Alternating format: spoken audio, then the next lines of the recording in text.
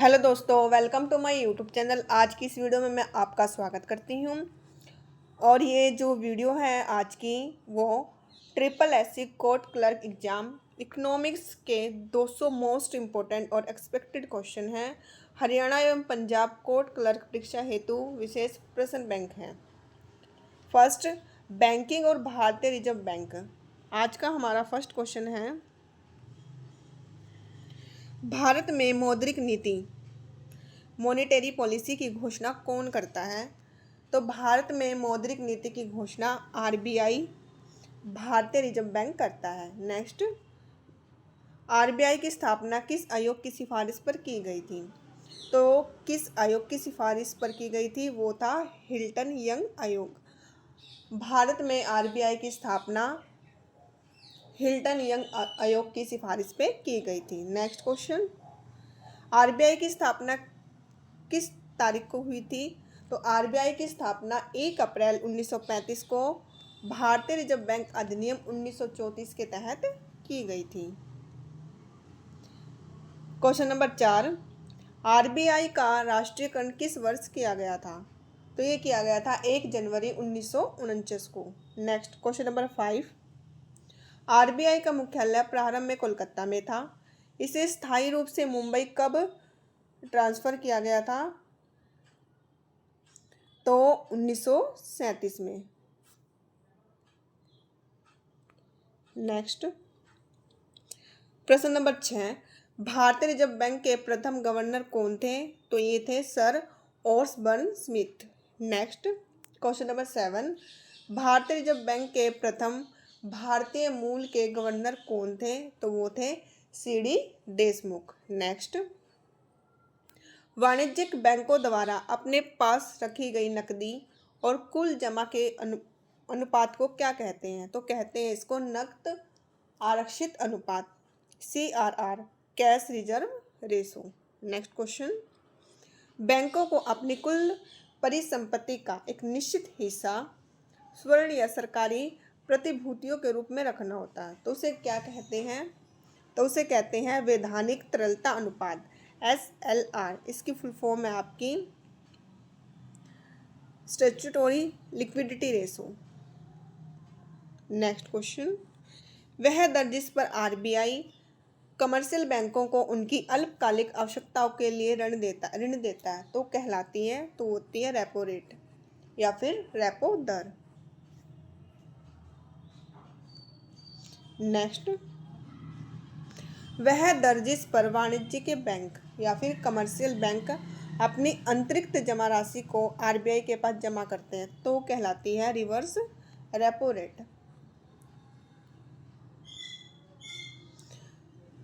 Next question, question number 12, दीर्घकालीन ऋणों के लिए आरबीआई जिस दर का उपयोग वाणिज्यिक बैंकों के लिए करता है उसे कहते हैं bank rate. Question number 13, Bharat में 1 रुपये के नोट और सिक्कों को छोड़कर अन्य सभी नोटों को जारी करने का अधिकार किसके पास है? तो ये है आरबीआई के पास। नेक्स्ट क्वेश्चन, भारत में 1 रुपये के नोट पर किसके हस्ताक्षर होते हैं? तो होते हैं भारत के वित्त सचिव के।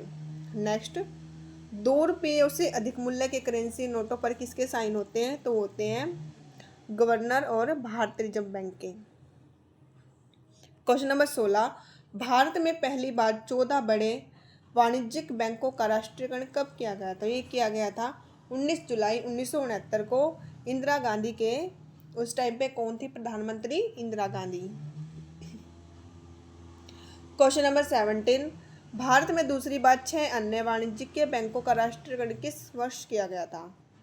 तो ये किया गया था वर्ष 1980 में।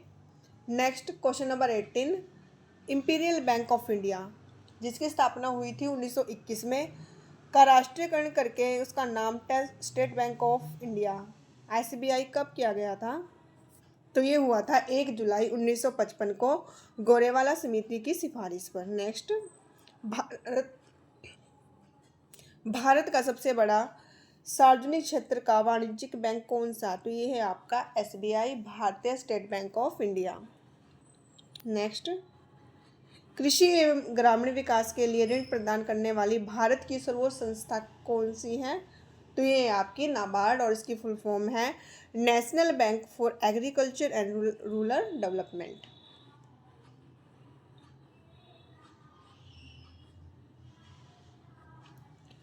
फिर आपका नाबार्ड की स्थापना किस समिति की सिफारिश के आधार पर की गई थी?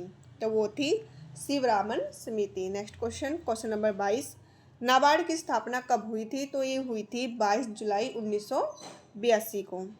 नेक्स्ट क्वेश्चन नंबर 23, सिडबी भारतीय लघु उद्योग विकास बैंक का हेडक्वार्टर कहाँ पर है? तो ये है लखनऊ, और लखनऊ है आपका यूपी में। नेक्स्ट, जो आपका ये सिडबी था, इसकी स्थापना किस वर्ष की गई थी? तो ये की गई थी 2 अप्रैल 1990 में। Next question, question number 25, banking क्षेत्र में वित्तीय समावेशन को बढ़ावा देने के लिए वर्ष 2014 में कौन सी प्रमुख स्कीम स्टार्ट की गई थी? तो वो थी प्रधानमंत्री जन धन योजना, PMJDY। क्वेश्चन नंबर 26, बैंकिंग सुधारों से संबंधित नरसिम्हन समिति का गठन किस वर्ष किया गया था?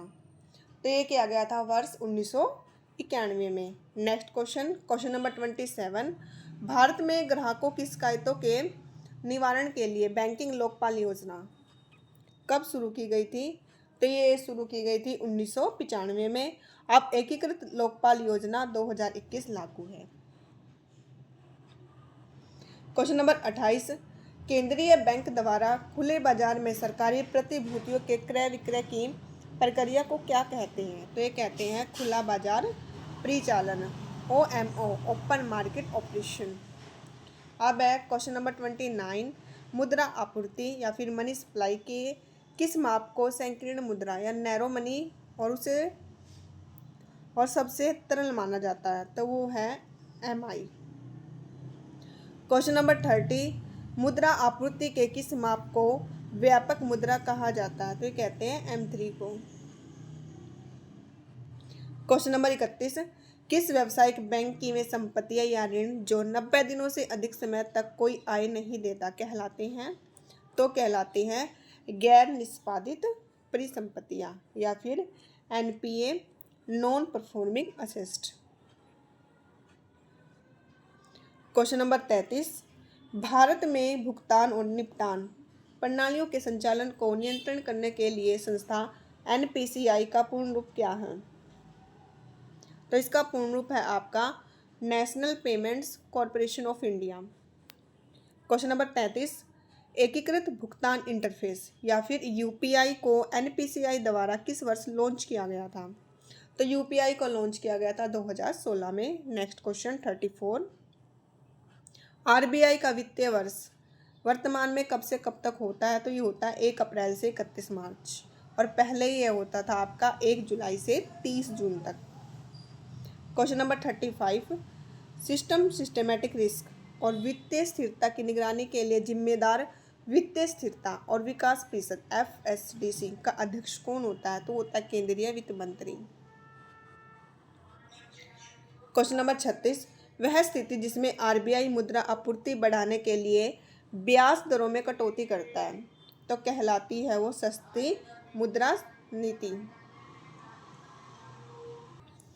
क्वेश्चन नंबर 37, वह स्थिति जिसमें बैंक एक दूसरे से बहुत ही अल्पकाल के लिए ऋण लेते हैं तो उस बाजार को क्या कहते हैं? Call money market.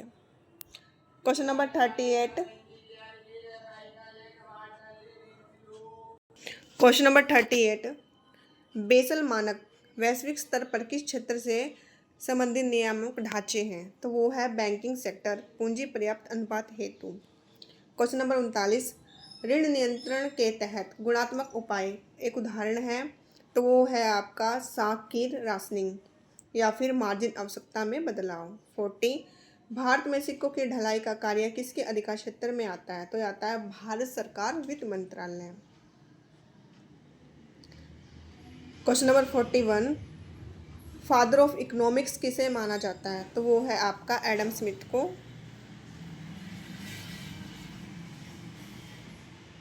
नेक्स्ट, प्रसिद्ध आपकी एक पुस्तक है द वेल्थ ऑफ नेशन, किस वर्ष प्रकाशित हुई थी? तो ये हुई थी 1776 में।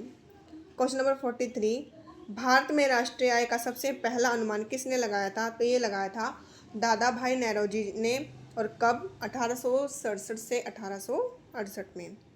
क्वेश्चन नंबर 44, दादा भाई नौरोजी ने प्रति व्यक्ति आय कितनी आंकी थी? तो आंकी थी 20 रुपये वार्षिक। क्वेश्चन नंबर 45, किस ब्रिटिश कालीन विचारक ने ब्रिटिश शासन के दौरान धन के निष्कासन का सिद्धांत दिया था? तो दिया था दादा भाई नौरोजी ने। और उनकी एक फेमस पुस्तक थी poverty and un British rule in India. Question number 46, वैज्ञानिक आधार पर भारत की राष्ट्रीय आय की गणना करने वाले पहले अर्थशास्त्री कौन थे? तो वो कौन थे? Doctor V Rao. और कब की थी? 1931 से 32। क्वेश्चन नंबर 47, आज़ादी के बाद वर्ष 1949 में गठित राष्ट्रीय आय समिति के अध्यक्ष कौन थे? तो कौन थे? PC महालनोबिस।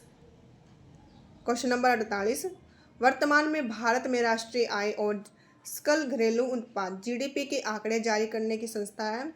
तो कौन करता है? राष्ट्रीय सांख्यिकी कार्यालय NSO, national statistical office. Question number 49,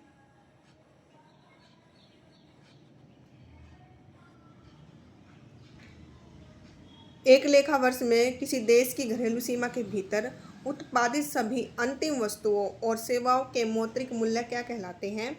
तो कहलाते हैं GDP, सकल घरेलू उत्पाद। GDP gross domestic product. 50, सकल घरेलू उत्पाद GDP में अब जब विदेश से प्राप्त शुद्ध साधन आय NFIA को जोड़ दिया जाता है तो क्या प्राप्त होता है? तो होता है सकल राष्ट्रीय उत्पाद GNP, क्रॉस नेशनल प्रोडक्ट। तो ये थे आज की वीडियो में आपके मोस्ट इम्पोर्टेंट इकोनॉमिक्स के क्वेश्चन। आई होप आपको ये वीडियो पसंद आई। अगर आपको ये वीडियो पसंद आई तो प्लीज़ मेरी वीडियो को ज़्यादा से ज़्यादा लाइक करें, शेयर करें, सब्सक्राइब करें एंड कमेंट करें कि आपको मेरी वीडियो